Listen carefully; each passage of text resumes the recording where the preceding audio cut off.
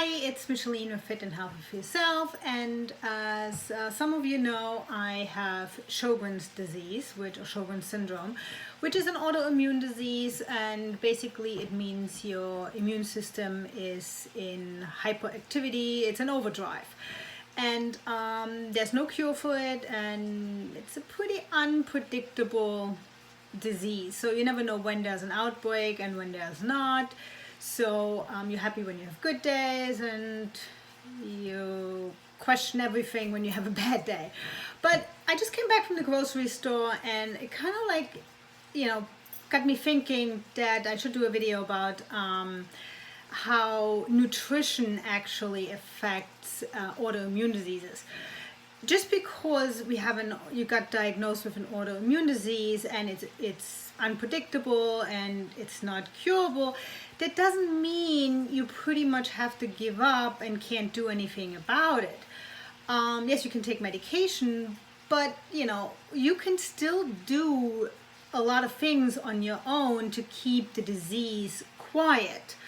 And I have noticed that nutrition, at least for me, plays a gigantic role in keeping my autoimmune disease under control.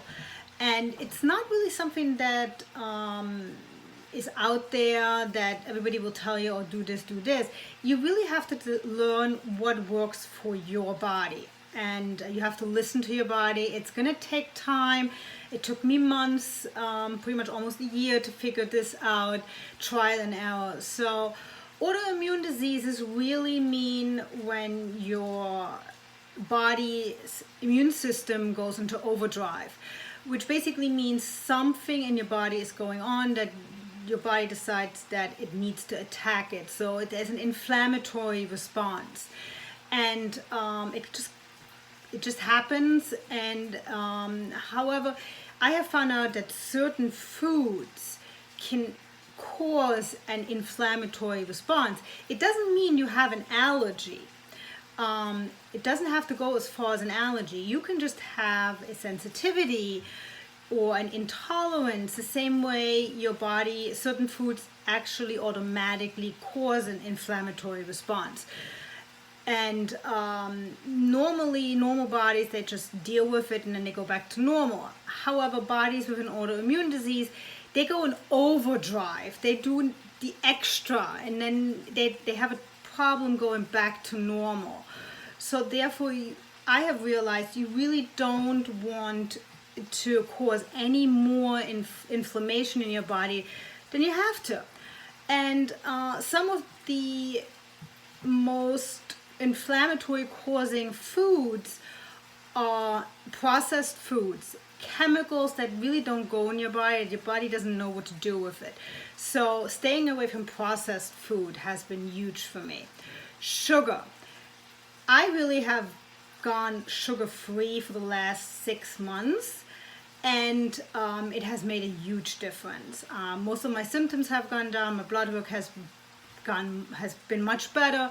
And 2 weeks ago, I have gone on vacation and I binged on sugar, and I immediately noticed how some of my symptoms came back.